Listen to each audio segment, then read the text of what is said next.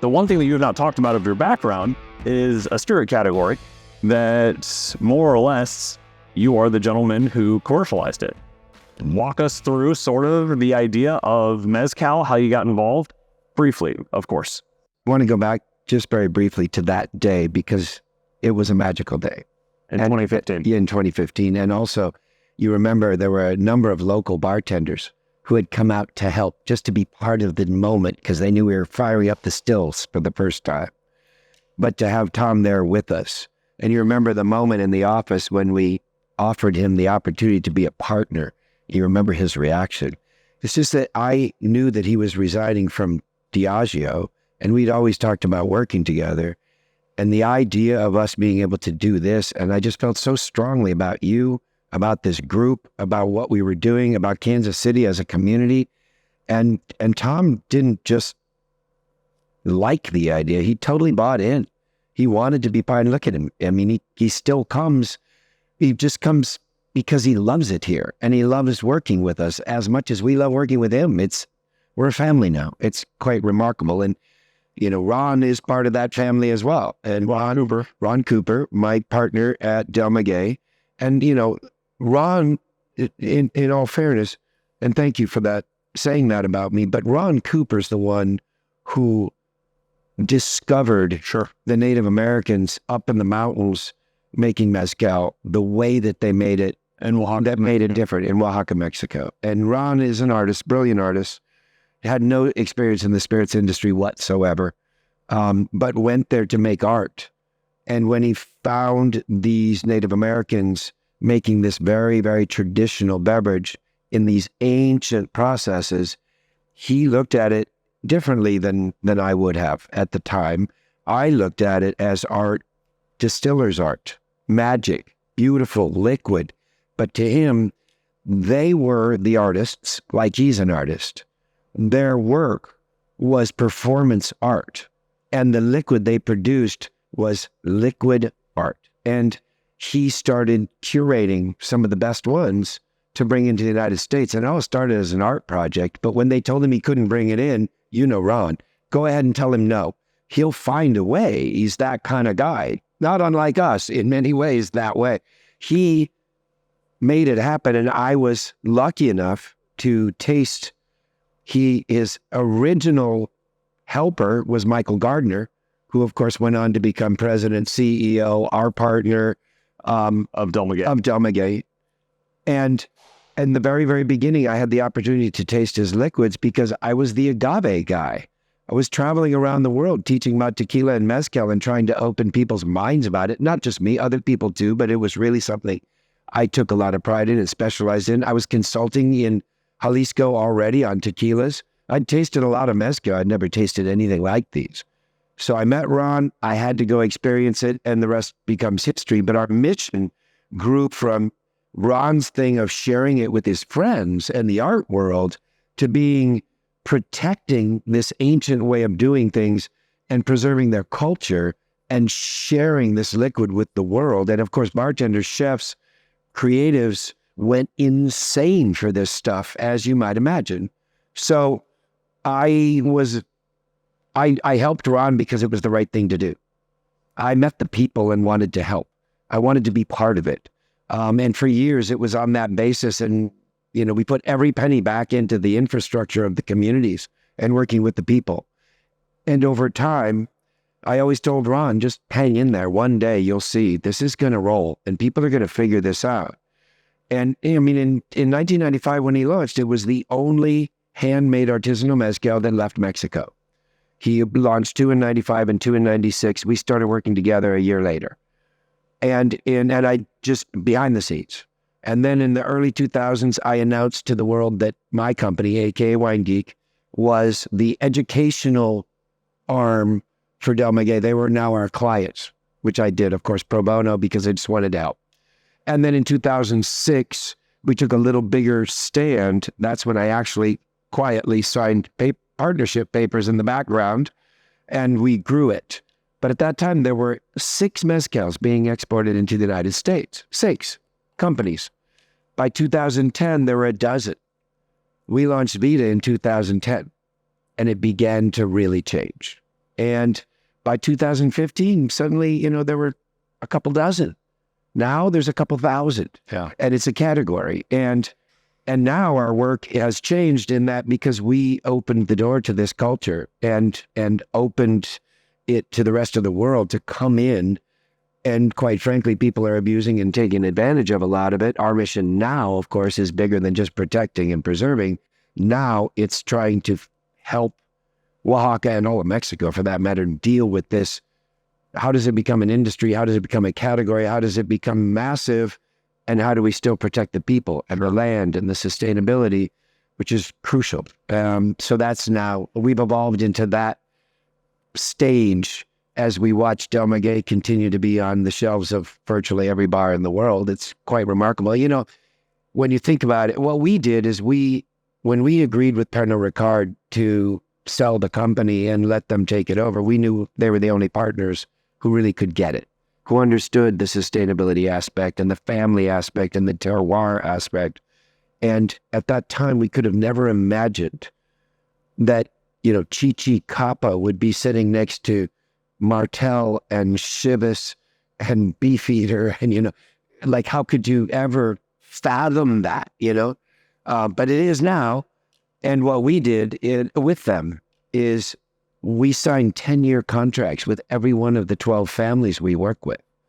So they are guaranteed to make Mezcal their way for as long. I mean, we couldn't have protected them for a decade more. Who knows? We also, shared with them in the sale because they were our partners, even though people don't really realize that all those families were partners with us in our minds. Yeah. So they still are. And they all benefited from that sale in a big way. And now they have the opportunity to make their own decision. The sale of Del Maguey to Pernod Ricard, right. So, all right. So restaurants, wine, Mezcal, hospitality, J. Rieger Co. 2012, we had a conversation. The business was formally launched in 2014. 2015, full-blown distillation began. 2019, we finished this beautiful renovation and upscaled dramatically. Your involvement here, sort of walk through, and it'd be really interesting to hear how you describe your involvement here as an operating partner while living in New York. Yeah, let me just say this first. First of all, let me start from the beginning. People don't know, I'm actually from the Midwest. I'm an Iowa boy. And so being in Kansas City brings me home, basically. And I love the Midwest. And I love having my roots and my lakes. It's really important to me. When I first started working with Ryan and Pick on that original blend, I was just helping out. They're friends. Pick was like a brother to me. Ryan is like a little brother to me, a former student. And to me, it was just an opportunity to help them get to the next step. But then when you got involved, as you pointed out in your way, that, the family's involved, to me, that was everything. That changed the whole discussion when you came involved. And when I realized that you weren't really going to work with us, you might remember we had a conversation about that. And when you finally decided that you were out of, I don't know, whatever it was that dragged you in, when you finally went in full speed is when I said, all right, wait, if you're in, I'm in. Because I believe in you. I mean, you're a genius. He's a genius. And no, you really are. You're a visionary. Not like Ron Cooper's a visionary. It's a different thing. But Ron and I have had that conversation. You're special that way. You saw the big picture in a way, well, not clearly. No, but you saw the big picture in a way that most people wouldn't. And I don't know if any of the rest of us could have ever come to this place, because it's your vision that we create together every day. My involvement now, I love the fact that I'm involved in the operations, that I'm involved in the quality control, that I'm involved in the tastings and creating new products and tasting the whiskeys. I love the fact that we together as a family, as a team, you, Ryan, Nathan, Tom, and I, that day, we did the gin together. It was not, yes, Tom's gin, of course. And yes, Nathan and his team make it, but we all were part of that. And it was a big day. It was a big moment. It was also the same day that we tasted our whiskey in those sherry botas for the very first time. And I made those old fashions that we had out in your backyard. And Ryan said to me, but Steve, come on, in all of your work, do you know of any whiskey like this? And I said, absolutely not. There is nothing like this in the world. So we've created something that had never been created before. And now It's almost like you've been a part of something of a similar note with your Mezcal past. I live for that. I live for sharing and introducing people to new things and new ideas. And think about it, sherry? Are you kidding? Sake? London gin? Maybe not today. Nobody even, bartenders today assume that mezcal's always been a category. But then you talk to the people that were around in the 90s or even up until about 2015, those people all know what happened and how important Ron Cooper was to all of us.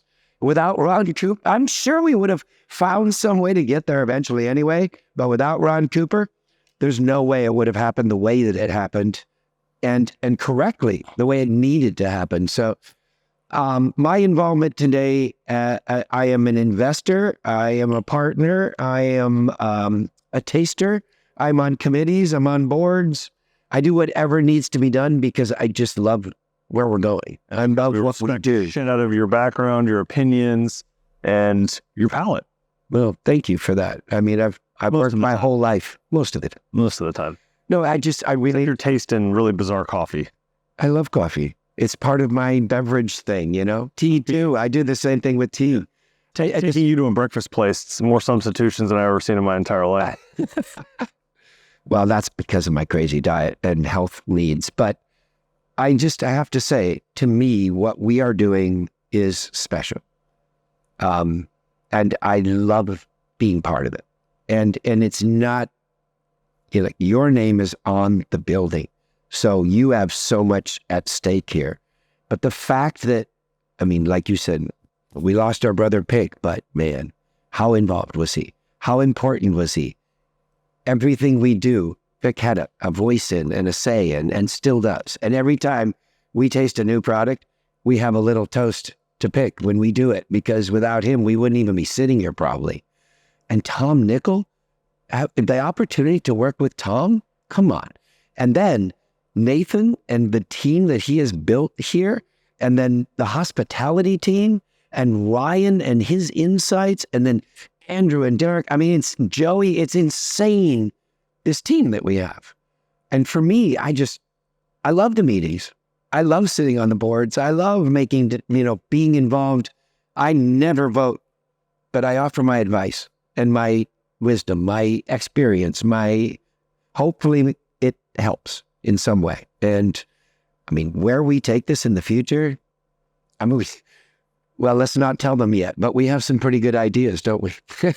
And so to end with, the most fun thing that I feel that we always get to do for the viewer's sake, if you're ever with Steve anywhere and you can convince him and you see him wearing a backpack, in that backpack, he has a dozen plus different mezcals, most of which are not on the market. They are all tests that they make. He'll always do this crazy, here's my Steve Olson impression.